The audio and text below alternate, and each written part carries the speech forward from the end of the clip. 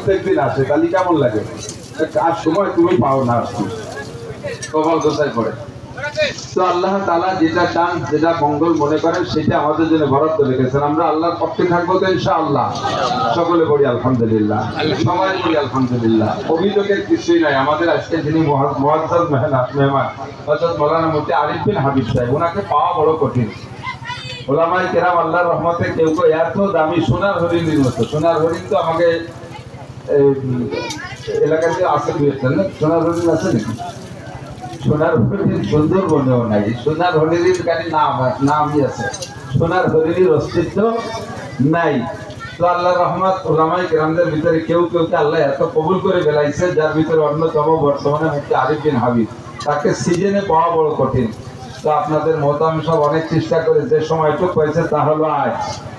আর আমি তার চাচা শ্বশুর, তো ওই সুবাদে আমাকে বলছে যে কাকা আপনি একটু আইসেন, পাইছি যখন। তো আজকে উনার দেওয়া টাইম, পরবর্তীতে আর সময় নেই তাদের।